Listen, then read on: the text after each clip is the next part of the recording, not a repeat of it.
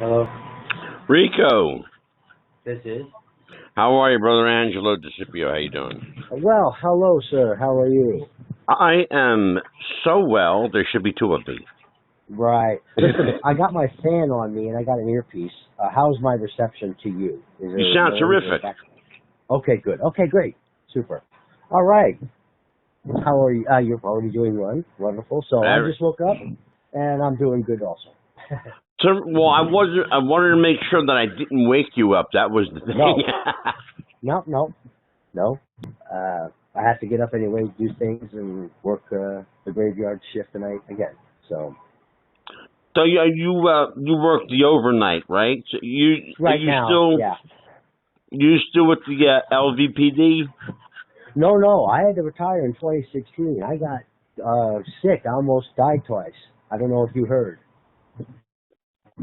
Well, I knew that you had some health scares. I only know that because I'm friends with Kenny Bolin, and he and Kenny I knows spoke. The whole story.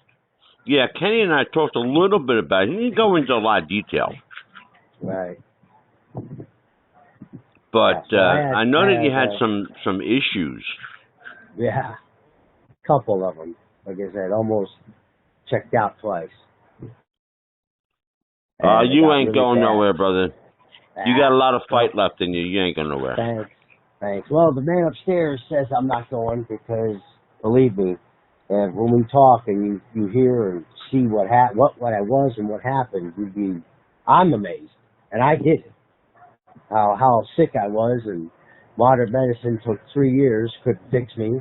I switched to vegan, juicing, and something called the Gerson therapy, watched 5 different documentaries, and in 3 months, I was getting better. And now I'm back to the swing of things. I'm in the gym. I got a job again. And I was 272 pounds with a 45-inch waist. Now I'm back down to 201 pounds with a 32-inch waist. God bless you. Wow, that's amazing. Yeah. I'll give you all. This would be a good story for your podcast, along with the wrestling stuff. Well, yeah, we definitely want to talk to you about it. I know that you had, and I knew, I knew a little bit more than I'm leading on to. I know that you had some really serious health concerns. I know that you almost died at least twice. Yeah. I had bilateral pulmonary embolisms because I had one blood clot in each lung. I had 2 blood clots, one below my left knee, one above my left knee. I had post-concussion syndrome, vertigo, about 7 migraines a month. My blood pressure normal was like 170 over 110. My pulse was running at 105. I had plaque in my arteries, fatty tissue on my liver, and I was pre-diabetic. Other than that, you were healthy as a horse, right? Yeah, and that's just what I can remember off the top of my head. Holy shit. What did they do about your vertigo? How did they treat that? I did. They didn't treat shit. I did my vertigo. And my migraines. Really? I was getting Botox shots in the head. I was getting nerve block shots in the head, and I was getting trigger point from my neck all the way down my back because I had 2 degenerating discs in my neck and 2 degenerating discs in my back. I got that teeter board thing, upside down board, and the power of raw vegetables and juicing and stuff like that. My neck is fine now. My discs have regenerated, and my spine is straight again. All from changing your diet out. My whole lifestyle. I'm telling you, I got all the raw footage. I have all this raw footage. For the 60 days, I didn't drink anything but juice. And I made my own juice, my own fresh vegetables and juices. I videoed everything. I got all this raw footage. I just don't know how to put it together and give it to people on YouTube. But I'm telling you, if I wouldn't have done it myself, I'd have called the person a liar. Wow. My cholesterol in January was 252. I did the juicing. I started January 10th, and I did it straight to March 12th. I got my blood tested again in April. My cholesterol went down to 104. Holy shit. Yeah. All from juicing and changing my diet. From eating meat to just vegan. Actually, I'm worse than a vegan. I'm what they call a whole food plant-based nutritionist. Wow. Holy man, that's crazy. People need to hear this. And Jesse Hernandez. Yeah, they need to hear it big time. Yo, the whole world needs to hear that. Yeah, my first promoter, Jesse Hernandez, the Empire Wrestling Federation. Okay, he's a diabetic, and he saw what happened to me because he would talk to me on the phone when I was sick and stuff like that. He's a little overweight. He's diabetic. I told him this is what I did. He says, "Well, let me try some of this." This is all he did. Yeah. He changed his morning routine. He had oatmeal in the morning, had his fresh juice, cut out a lot of red meat, and he curbed his flour, his processed flour. His diabetes injections, because he was taking injections every day, were cut in half within 30 days. Well, see, that's a concern to me because I am diabetic. You know? I think you need to listen. Yeah, well, you know. And he only changed one meal a day. I did a 180 from what I was. I did a 180 and changed everything cold turkey. Cold turkey. I didn't graduate or gradually. I went flip, cut, turn, change. Jesse just did a little bit, and he got results. That's amazing. Yeah. Okay, just one meal a day. He just changed his breakfast. Yeah, breakfast. That's it. Wow. You can call and ask him. You know, it's funny because they tell me, the doctor tells me, because I'm taking metformin for my diabetes. Right. And so you know what that's all about. But the doctor says that I'm actually better off eating more food during the day to increase my metabolism. That would help with my diabetes. But I'm funny though. I'm Italian. I can't eat if I'm not hungry. Yeah. And being Italian is part of my issue because I love my bread and my pasta. Yeah. I'm Sicilian. Talk to me about it. Oh yeah, I know. You're a paisan. I know, brother. Yeah. So believe me, that was hard. And I'll tell you, I was sick for 3 years from 2016 to 2019, and I was in bed 20 hours a day, every day. That's what Kenny said. He said you were bedridden when we talked. 20 hours a day, 3 years. Wow, man. Yep. What finally got you motivated? What got you out of bed? This guy, right when I left WWE, it was in 2005. My contract was up. I went to Japan. And before I left WWE, right? Okay, so I did all the stuff, and I was going back into police work. But there was too much time between my first police officer training certificate and my second. There was 20 years. So I had to re-go through another police academy to get my new certificate. So I had to get a job. So there's a hotel called the Palms here in Vegas, and I used to work in one of their nightclubs called Rage. Back in 2005, this was a hot club. This was a new Rage and everything. Even Terry came down. Hulk Hogan. Yeah, no, I know Terry. Okay, good. Yeah. Well, I can't assume, but yeah, Terry came down, saw me at the club because he had interest in the Palms and the new tower, and so he came in and stuff like that. So I was working there, and while going to the police academy, I met this gentleman named Scott Adams, and we became great friends. We worked at night, So we were friends throughout the years, but we lost touch. And prior to me getting sick, I happened to bump into him. So I bumped into him like 2015, somewhere around there. And he saw me, and I was healthy, 230 pounds. I had a 34-inch waist then, but I was lifting, healthy, cut, and we talked. And then we lost contact for 3 years after that. So January 3rd, he gives me a call. Hey, Rico, how's it going? Blah, blah, blah. I said, Scott, I'm sick. And I tell him what I've got. He can't believe it. He says, we got to meet. I said, can't really meet. I'm sick. Right. He goes, okay. And so we talked. He goes, I got to talk to you. He goes, I got to talk to you, and maybe I can help. I said, okay, so we'll stay in touch. I never stayed on the phone long because the blood clots and lungs ruined my capacity. So I couldn't even walk up my flight of stairs. If I walked up, I had to lay down. If I walked down the stairs and got something from the kitchen, I couldn't turn around and walk right back up. I had to wait downstairs for 2 or 3 minutes till I got my wind and come back up the stairs. So Wow. as I'm sitting here, a guy calls me from Sarasota, Florida, where I used to bodyguard with him for a certain client. Right. He tells me there's a job here in town, bodyguarding. And I'm like, John, I'm sick. I can't even get out of my own way. He says it's an easy gig, $35 an hour.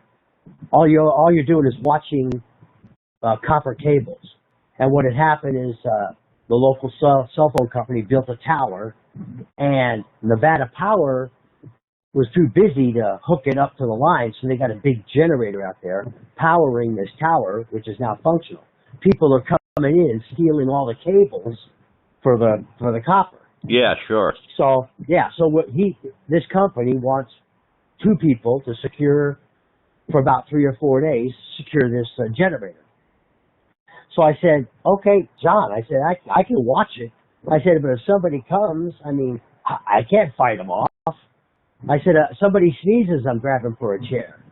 I said, I can't stand. I got vertigo. He goes, can you still shoot? I said, yeah. He goes, good. Take the job and shut up. He goes, you got a friend? I said, as a matter of fact, I do, and I just talked to him. He goes, see if he wants to work too.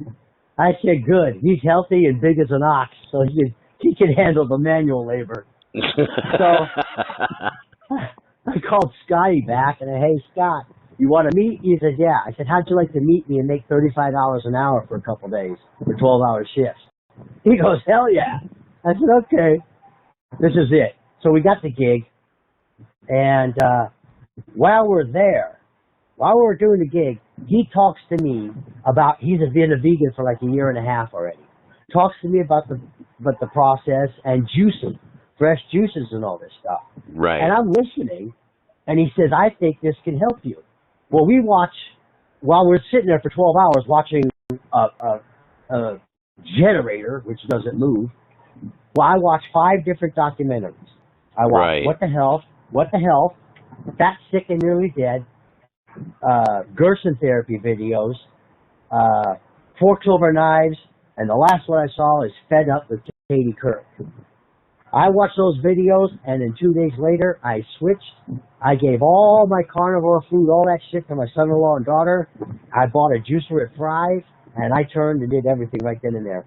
And then I went on a 60-day juice fast where I did nothing but drink juice for 60 whole days, January 10th to March 12th. The reason why it was March 12th is because February was lost 2 days. February went to 28. Yeah. So I did the true 60 days. And in those 60 days, I went from 272 to 204 pounds. What, in 30 days? 60. Oh, 60 days. Yeah, I lost That's 68 amazing. pounds in 60 days. No stretch marks, no no loose skin, none of that crap. I mean, I dropped the weight. I got healthy. I was walking. Scott made me walk once a week. I drive to his house and he'd walk 2.25 miles up and down hills. When I first started, it took me almost an hour and 15 minutes to walk that 2.2 miles. By the time we finished, we were doing it in 35, 40 minutes. By the end of my 60 days and 70 days. That's remarkable. Days, I'm telling you, it's like I said, if I didn't do it, Angelo, I'd have called those people a liar. What are you selling me? Snake skin, what is that, snake oil? That's what I'd have said. And I videoed, and I took pictures every week. Weighed myself and took pictures of my body every week. All 4 positions. I have all this raw material. I just don't know how to put it together, and I'm reaching out to people to help me put it together. So I can absolutely. Well, I'll tell you what. It's funny, Rico, how things work out. One of the guys that does the show with me, his name's Mike Messier. He's a filmmaker. He's a documentarian. That's what I need. Well, he's going to be there. So, I mean, we can work it out so that we're, that were all on the show. I would love to, to hook you up with them. I'll send you the before pictures, and then I'll send you the after picture. And just for the picture alone, you're gonna go, what? Well, yeah, see, because I remember what you used to look like. I know that you were a, competitive bodybuilder, and I know you were jacked to the gills. Yep. Yeah, but you saw that, but I want to show you a picture of what happened to me. Right. And what I look like now. Yeah, it's funny because I saw you. In fact, I think you were talking to Kenny. You might have been on Kenny's bowling alley, and I think I saw you there, and you looked good. You looked like you had put weight on, at that time. Oh yeah, Russo on the bowling alley. When I talked about Bruce Pritchard and Ken in the face, that's the bowling alley one. Right, yeah, because I did Kenny's show with him. Ah, okay. Yeah, I was on one of his episodes. I did probably 2 hours with him that night. Yeah. Well, we actually talked about you yesterday on my podcast. We were talking about you a little bit. Oh, okay. Yeah, yeah. Well, look, I was putting you over. I was, telling people that been in contact with you, and it's looks like we're going to have you on the show, and everybody's excited about having you on.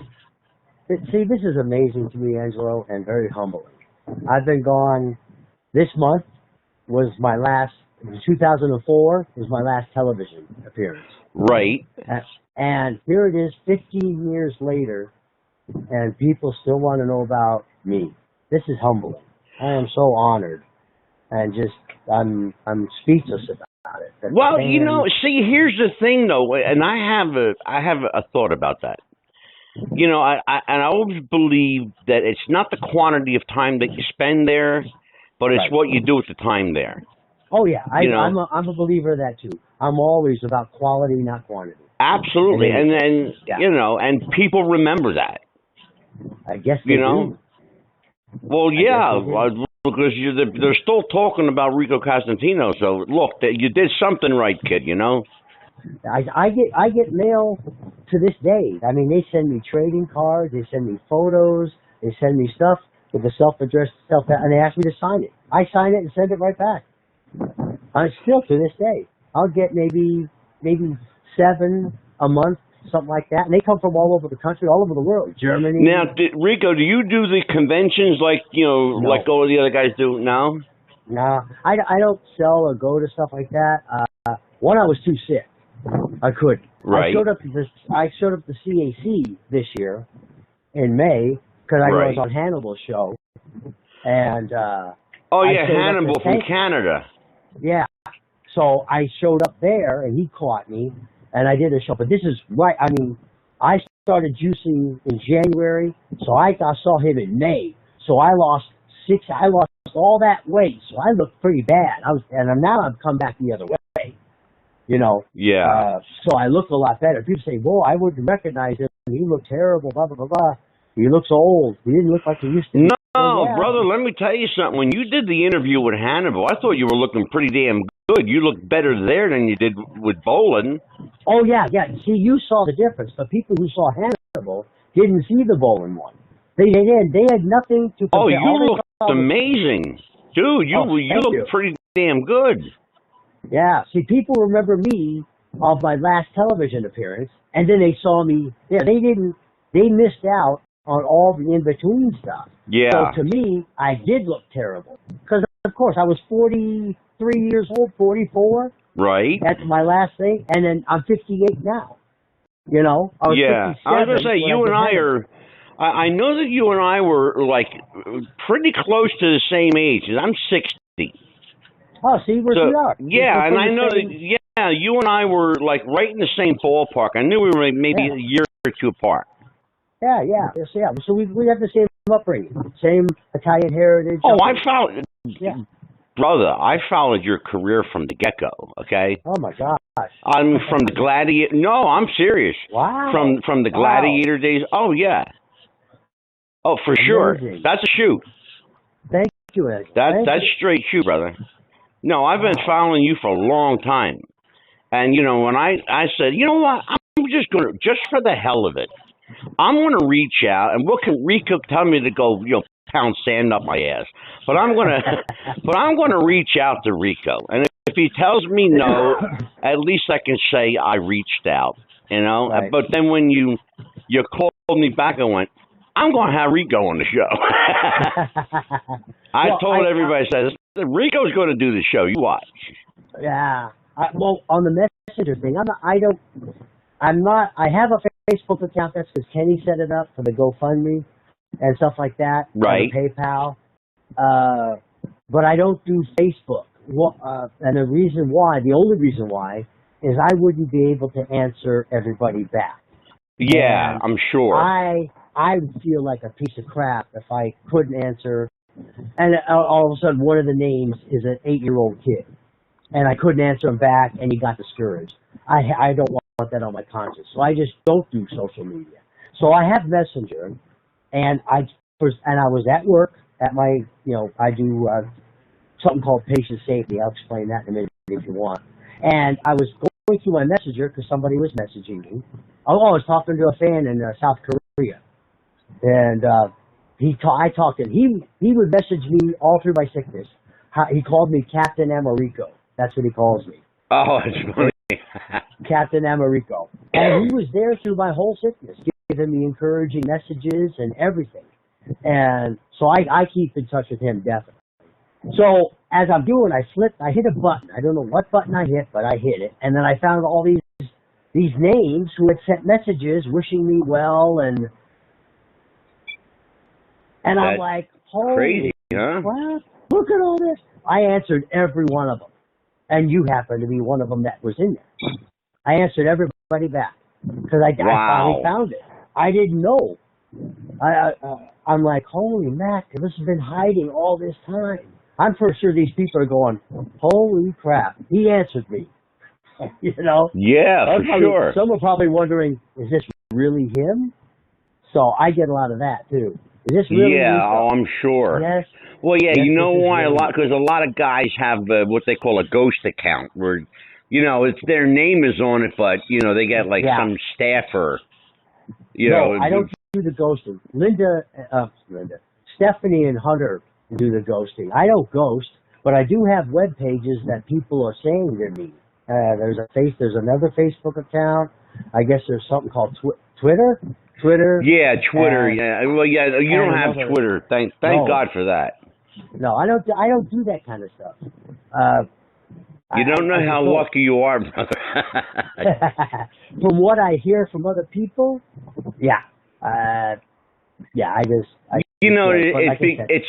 It's a big charade. It turns into a giant cluster.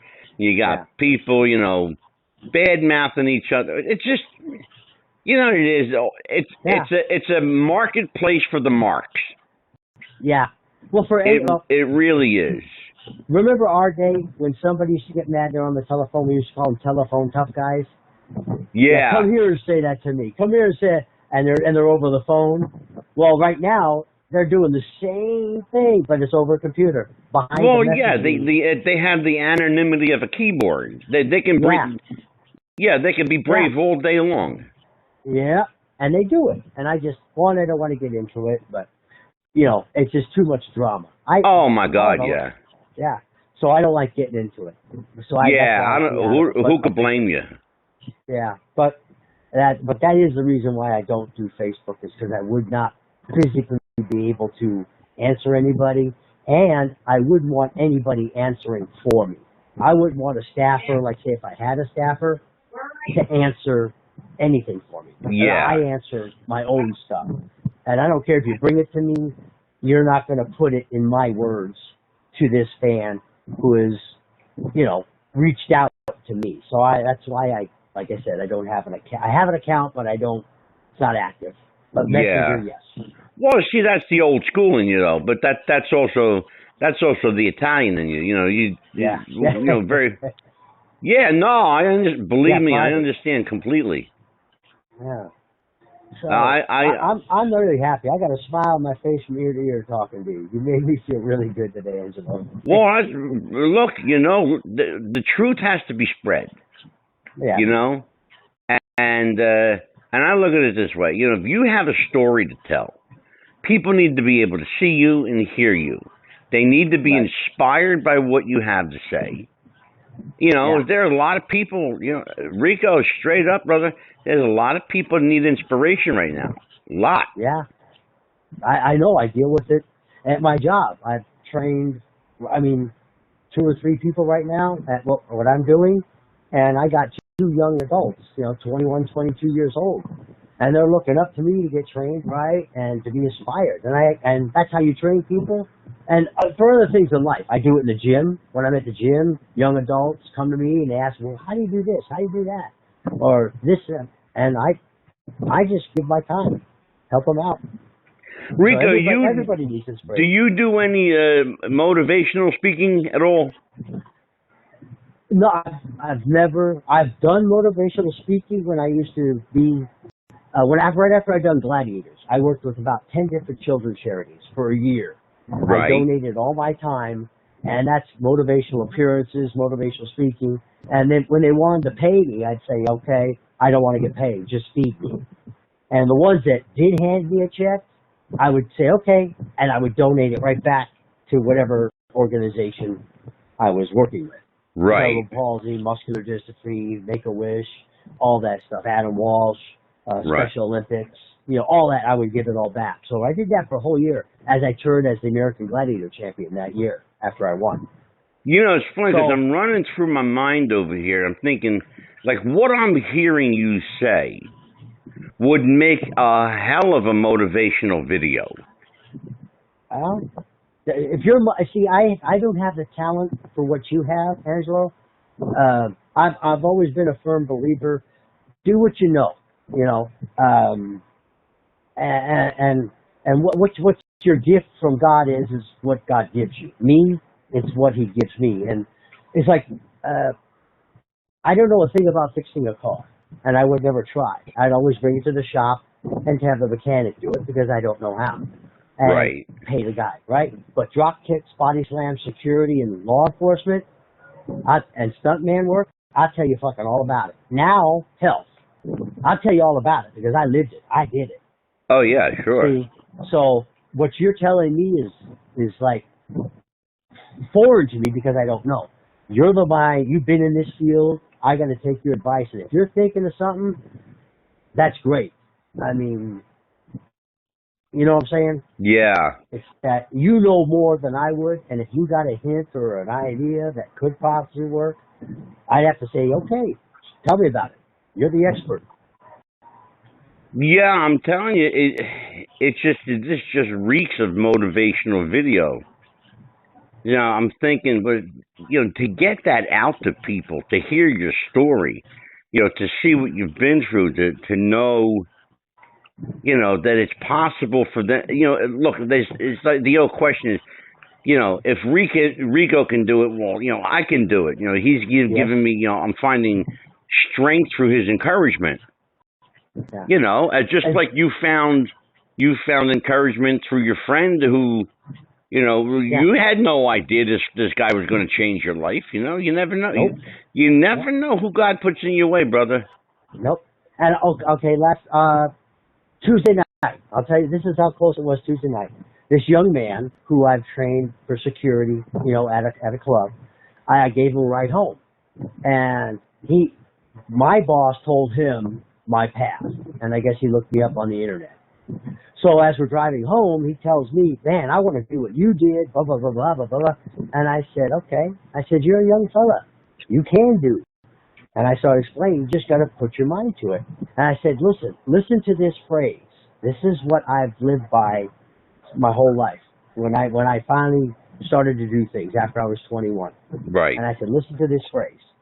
I said, what your mind can conceive, your heart can achieve. I said, think about it. Yeah. And he did. And he went, wow. I said, so you could do anything. And I told him, I said, there's nothing special about me, pal. I just put in the work.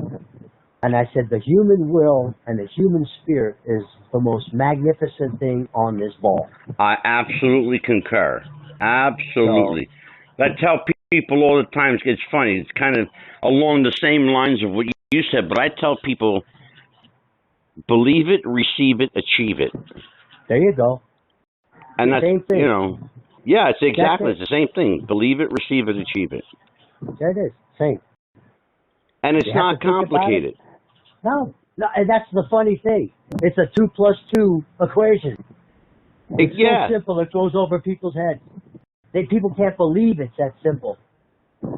I know. Well, you know what? It's funny because the simple solution often eludes us because we become accustomed to doing things complicated.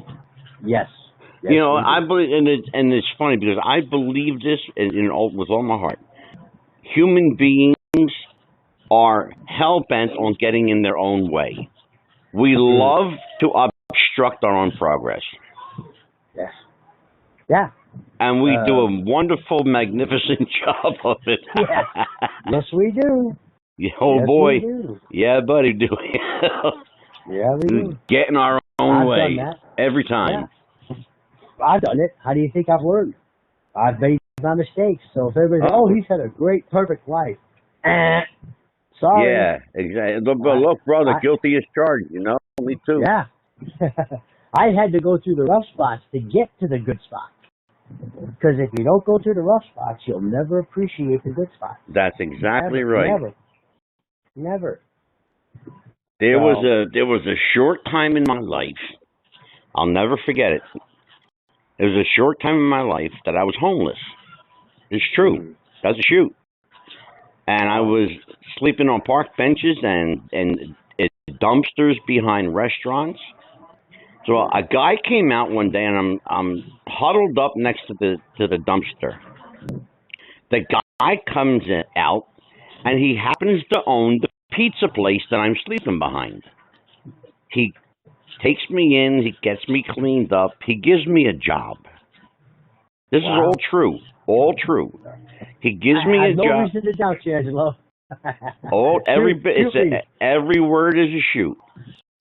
So he gives me a job, and so now I'm working, and I got 3 or 4 days, of pay in my pocket, but I'm still sleeping out behind the dumpster.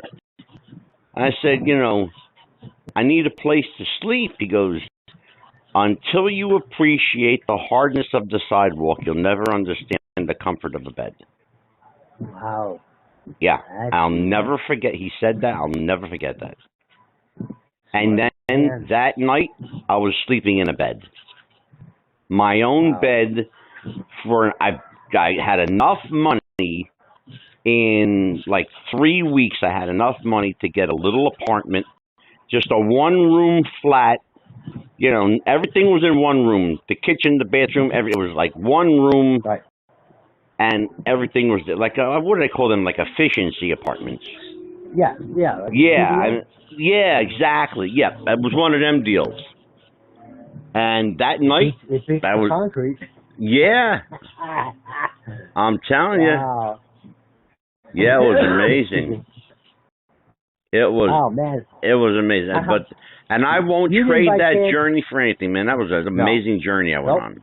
Yeah, I've had people ask me because I'm in my 50s now. They go, would you ever, people I've sat and talked to when I've gotten to this conversation, would you change anything in your life? I said, hell no. They go, not even the bad times? I said, no, especially not the bad times. Because of all those bad times, look where I am now. It was no, Rico, think about it, man. It was the bad times that educated you. Yes. And I have you. Would you like to be 20 years old again? I said, hell no. No, because I was stupid. No, yeah, exactly. I said, I've learned so much since then. I said, no, I don't want to go back. I don't care if I had this knowledge. I would not go back to my 20s. I don't care. Yeah, it was like, why would you want to? Especially these days. Would you want to be a 20-year-old today? Nope. Not on your life. I see them. I see exactly what they're doing to themselves. And I don't understand them. I don't understand the last 3 generations. But let me tell you something. That's a whole conversation we could do a show about. Please. Yeah. Oh, Oh tell my me you God. hit the record button on this phone call. This is some good shit. Well, and it's funny. You know, that's the thing about a podcast. You know, podcasts are forever. Yeah. You know? But you didn't hit you got the record button going now? I don't actually. Ah. But wait, you know what? Start hitting record. You know what? Hold on a second. I'm serious. Hold on, because I want to see something. Because I have a feature on my phone that does record, but let me see if it's on. Okay. Because this could be a whole podcast in itself. Guess what, Rico? You're in luck. We've been recording the entire time. Well, there's a podcast in itself, my friend. I'm telling you what. Well, I still want to get your ass on the podcast. Well, no, yeah. I mean, do you have people call in, ask questions and stuff like that? We have that capability, but we haven't used it yet. That would be interesting to try to use that. Well, I mean, call or type in while we're podcasting. We can. Oh, yeah, definitely. We can definitely do that for sure. Yes, absolutely, for sure. I'm pretty sure this is going to raise some questions with a lot of people. Your fans. Oh, I hope it does. Well, I'm being facetious, but this is going to raise a lot of questions. Because when I did the Hannibal thing, a couple of people, you know, the naysayers go, right, just drinking juice cured you. Well, you know, of course, I wrote him back. I said, listen, it's not just juice. It was a process. I just couldn't go into it on the show. And I wrote him back. And then I had another guy say, Rico, why didn't you thank everybody who donated to your GoFundMe page? And I said, well, I did. I said, but I didn't do it on the show because it wasn't the time and the place. Hannibal didn't allow me to go in that direction. Right. I said, I do thank everybody, but these are the naysayers, you know, but they have their questions. But, you know. But it was probably a wrestling, it was a wrestling crowd though, right? Yeah. Well, there you go. Hello. Yeah. But I answered those guys back. And I explained what I just said to you. This is why I didn't do this. This is why I did this. Yeah. And no, it wasn't just juice. It was a process I went through that cured me. 3 years modern medicine. I'm not crapping on modern medicine. I'm not crapping on it. The doctors are good for what they do. I'm just saying there is a better way, and it's really, and through these 5 different documentaries, I learned what this way was. I researched the documentaries. I used the information that these people gave out, and I took it, put it together, and put it in a plan into action. And I documented at least once a day, if not 3 times a day, my journey on my phone. I have all this 60-day raw footage. So I did I did all the mistakes, and then I put it on film and then corrected it. I said, okay, don't do it this way, but do it this way. This is how I figured this out. Or this is how I figured this out. This is the juicer I use. These are the vegetables I use. This is what helped me here. You know, I started working out. Look, I walked here. It took me this long. I couldn't even do one lady push-up when I started this whole journey in January. Wow. I couldn't do a lady push-up. Now I'm at the gym 5 days a week, 3 days with weights, 2 days with cardio, and I'm running a mile on a treadmill in like 11 minutes and 30 seconds. Damn, son. Yeah. Holy shit. Yeah, I went from not being able to walk up 2 flights of stairs in my house to getting blown up from walking up the steps. Yeah, to doing a mile in 12 minutes. Yeah. Basically. See, people need to know that's this. pretty remarkable. It really is. Well, one, I thank God for it because He put Scott in my way. And 2, and there's another thing about it. Don't forget I was a licensed minister also. I could marry and bury. You know, I heard that. I think Kenny said that too. Yeah, he's the biggest atheist in the world. And the one thing he says on the show, he says, see, I'm friends with a man who was a man of God, a minister. And he and I get along great because he doesn't try to convert me. But he's still strong in his faith. See, he said, Kenny knows what all I'm about, you know. Yeah. And I caught him on one of those shows one time. I sneezed. He went, "God bless you." I went, "What? You don't know God? How could you bless me?" He started laughing. Exactly. He started laughing. So, but you know, yeah. Well, I got news for you. Let me tell you something on a shoot. Oh, real quick, Al. This is what I wanted to say. Yeah. Faith without works is dead. That's the comment I wanted to get out. You got all this information and stuff, and with God, but you have to move with it. You can have all the faith in the world. The book of James, chapter 5, verse 1 through 5. I know it well. Is that what it says? Book of James, brother. Jesus' brother. Okay. Yeah. Oh, I know he is. Yeah. But faith without works is dead. Yeah. So you can have all the faith you want, but if you don't put it in action, you're gonna be. You'd be right where you are. It'd be like running on a treadmill. That's always been one of my favorite things.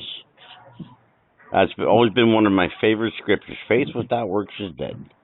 Yeah. Well, you just impressed the hell out of me. Telling you what. Well, you know, I made kind of a believer out of bowling too. See, I haven't told you what I do for my shoot work. No, I don't. But I don't know. But, you know, you and I have a little bit in common. You know, you did police work, but I work with the police. But I'm not a police officer. I'm a psychic. Okay, but that's why it says psychic on the. Okay, now I get it. Yeah, I'm a legit psychic. Wow. Okay. That's what I do. I get it now. And wow. I did a reading for. I was on. Kenny brought me on his show because basically he wanted to test me. You know, to prove me wrong. Well, wow. I left that show and made Kenny a believer. Good. I said, now if I can only make you believe in God, I think then we're on. That would be the real miracle, getting Kenny Bolin to believe. But you know, here's the thing, though. I think he believes more than he lets on to. I really do. Yeah, and that's what I was just about to say. He talks a good game. But down deep, I think he believes. He just likes. What is that? What was that in Tombstone with Kurt Russell, with Doc Holliday? Yeah. And he says, "My hypocrisy only knows." He goes, and Wyatt says, "You only like to think you're a hypocrite, Doc. You're not." You know. So I think he thinks he's an atheist, but you know. Yeah, but you know what you know what all that deal is about. You see. Kenny so admires Jimmy Cornette. You know, Jim Cornette's an atheist, so now naturally, you know, Kenny Bolin's an atheist. Right. So, I mean, you know, when he starts talking about, you know, his atheism, I go, yeah, all right. Blow it out your ass, Ken. You know? Because I'm one of the few people that could get away with telling him to pound it up his ass. And, yeah, you know, I'm one of them, too. I mean, we've had our Jesus meetings. I don't think he you know, he likes to talk back to Italians. He's afraid he might get whacked or something. Oh, did he ever tell you the story when we met and how we got to be friends? He went into about the photos. He started to go into it at something. I believe at OVW. Yeah, he went in. He started to go into that story, and then he, of course, in typical Kenny fashion, he sidetracked himself and went into a completely different tangent. But so I never really heard the full story. But we could explore. We could actually go into that on the show. Yeah, we can. Yeah, we could do that. But it was funny. Just a little misunderstanding, and once he explained himself, we became the best friends. In fact, he's the reason why I became a heel. Because when I got hurt, when I tore my quad, right, in the match, and they were bringing me back, Kenny's wanted to bring me back as a heel. Cornette flipped out and said, "He's our top baby face. He'll never be a heel." Kenny said, "Give me 6 weeks, and if he's not a heel, he'll go back to face." Within 3, I was the top heel. Right? Ain't that some shit? But that's Kenny. That was Kenny. All Kenny did that. Or else I'd have never been a heel. That was all bowling. Wow. Yeah. And I don't know how many times he's done it, but that was one time he outsmarted Cornette. Well, it didn't. I can tell you this, Rico. It didn't happen often. No. It didn't happen often. Not well. Let's put it this way: not often enough. Well, yeah, but at least Corny listened to him. You know. He did. Yeah, he did. Yeah, and that was it. But Kenny was the only one that believed I could come back as a heel, and I came back. Like I said, it was I just liked working. I would have done anything, you know. Yeah, I love the business. Yeah, that's what everybody says. They say, I don't care what you have me do, you know. Just let me do something. I love the business. I just want to work. And that's I hear that from a lot of people. You know, I just wanted to work. Do you think I thought of these characters? The two characters I had? The two characters Vince gave me are the exact opposite of my personal life. The exact opposite. I know. The Billy and Chuck thing, right? Yeah. An effeminate stylist. I'm like, a stylist, because that's all they said. You're their stylist. I said, okay, stylist. What, hairstylist? What kind of stylist? And then, you know what I got told? Flesh it out. Yeah. I'm like, what? Flesh it out? Well, what do I wear? I said, I don't know how to manage. I'm a wrestler. And I barely know that. I said, I just started wrestling at 38 years old. I said, and I'm 39 at this time, 30, right. Almost 40. And I'm like, I don't know how to manage. Thank God for Billy Gunn, because Billy said, don't worry, kid, I'll take care of you. Just follow my lead. I said, okay. Well, part of what I heard, because I know a lot of people in the business, and I grew up in the business, but part of what I heard was part of the problem was that you were too good looking to be a face, because they had faces at the time. You're a good looking guy. Having another good looking face wouldn't have served you well. Having a good looking guy that the women adore but's a real prick underneath, that works. You could take a good looking guy and make him a stinking rotten heel, and that'll work. It'll get him over. Like Rick Rude.